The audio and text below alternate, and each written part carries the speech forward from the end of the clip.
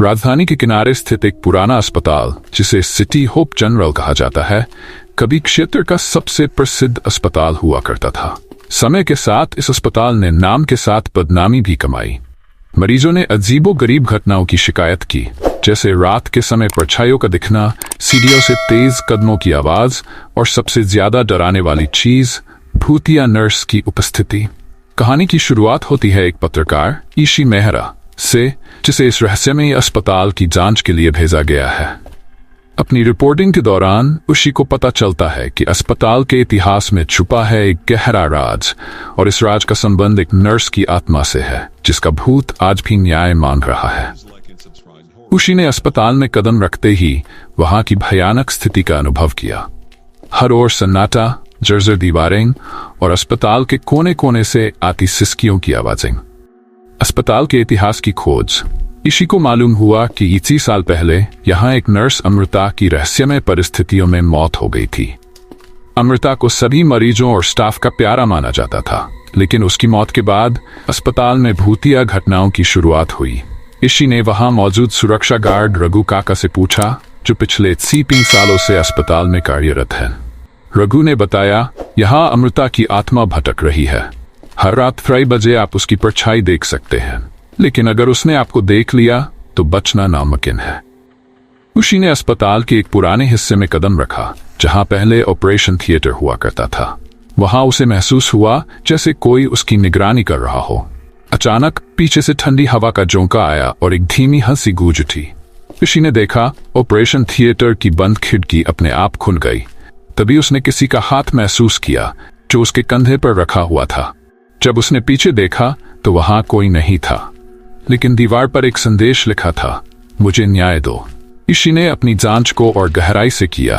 उसे पता चला कि अमृता की मौत का कारण सिर्फ एक दुर्घटना नहीं थी।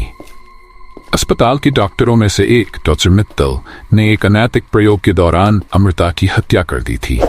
ये प्रयोग अस्पताल की प्रसिद्धि बढ़ाने के लिए किया गया था, लेकिन इसका अंजाम भयानक निकला। अमृता की आत्मा को शांत करने के लिए किसी ने अब तक कुछ नहीं किया। अस्पताल के नए मालिक अजय चौहान इन भूतिया घटनाओं को झूठ मानते थे। एक रात ईशी ने तय किया कि वह कैमरा लेकर अस्पताल के सबसे खतरनाक हिस्से में जाएगा। यह हिस्सा वह था जहां अमृता की मौत हुई थी। जैसे ही वह वहां पहुंचा, पूरा कमरा अंधेरे में डूब गया। उसे लगा जैसे कोई उसके कान में फुसफुसा रहा हो। आवाज साफ थी, सच सामने लाओ। अचानक उसने एक परछाई देखी। वह नर्स की यूनिफॉर्म पहने हुए थी, लेकिन उसका चेहरा भयानक था। उसने ईशी से कहा, यह जगह शापित है। अगर सच बाहर नहीं आया तो यहाँ कोई सुरक्षित नहीं रहेगा। ईशी ने पुराने रिकॉर्ड्स की मदद से डॉक्टर मित्तल के अपराधों को उजागर किया। उसने ये भी पता लगाया कि डॉक्टर मित्तल ने अमृता की हत्या के बाद सबूत मिटाने की कोशिश की थी। अमृता की आत्मा तब तक मुक्त नहीं हो सकती थी जब तक उसे न्याय नहीं मिलता। ईशी ने इस कहानी को अपने अखबार में प्रकाशित किया। उसने ये सुनिश्चित किया कि डॉक्टर मित्तल और अस्पताल के अन्य दोषियों को सजा मिले। डॉक्टर मित्तल की गिरफ्तारी के बाद ईशी ने एक विशेष पूजा का आयोजन किया। ये पूजा अमृता की आत्मा को शांति देने के लिए थी। पूजा के दौरान एक तेज रोशनी कमरे में फैली और अमृता की आत्मा ने अपनी परछाई के रूप में प्रकट होकर कहा, अब मुझे शांति मिल गई। पूजा समाप्त होते ही अस्पताल से सभी भूतिया घटनाएं समाप्त हो गईं। अस्पताल में अब सब कुछ सामान्य था। ईशी ने अपने अनुभव को एक किताब के रूप में लिखा, जिसका नाम रखा भूतिया नर्स की कहानी। अस्पताल में आने वाले नए मरीज और स्टाफ अब सुरक्षित महसूस करते थे।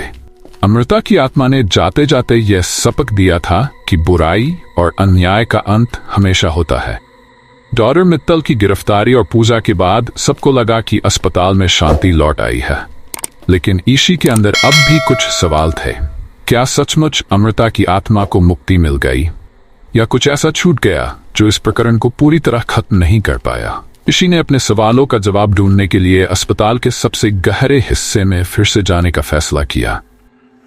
ये वह जगह थी जहां कभी एक गुप्त तहखाना हुआ करता था। तहखाने के बारे में कहा जाता था कि यह एक ऐसी जगह है जहां पुराने दिनों में तांत्रिक अनुष्ठान किए गए थे। ईशी ने अस्पताल के पुराने नक्शे का सहारा लिया। उसे पता चला कि तहखाना अब भी अस्पताल के नीचे मौजूद है, लेकिन इसका प्रवेश द्वार बंद कर दिया गया था। उसने सुरक्षा गार्ड रघु काका से मदद मांगी।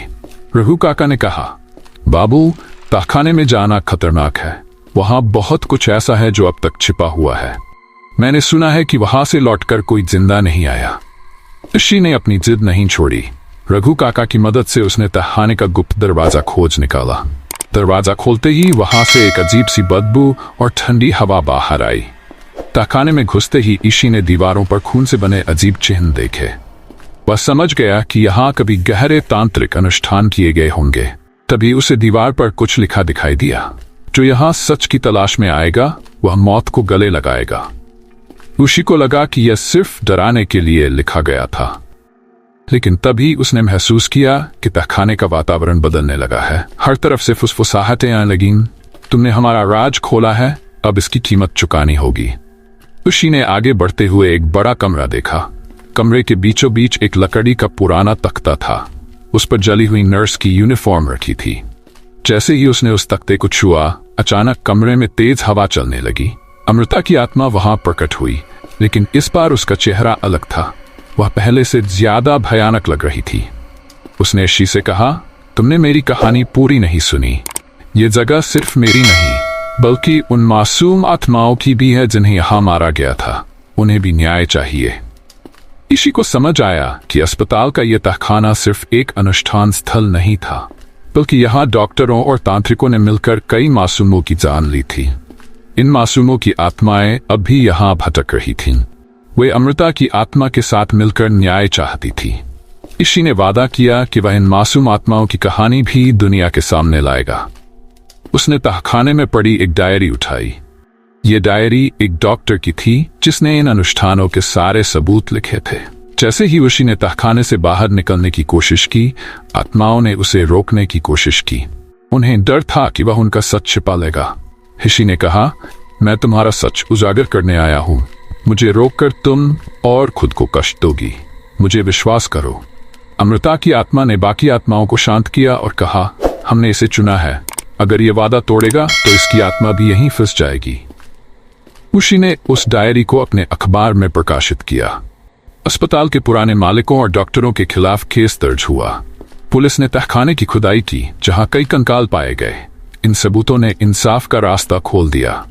अस्पताल को हमेशा के लिए बंद कर दिया गया और वहां एक स्मारक बनाया गया, जहां उन मासूमों के नाम लिखे गए जिनकी आत्माएं आजाद हो चुकी थीं।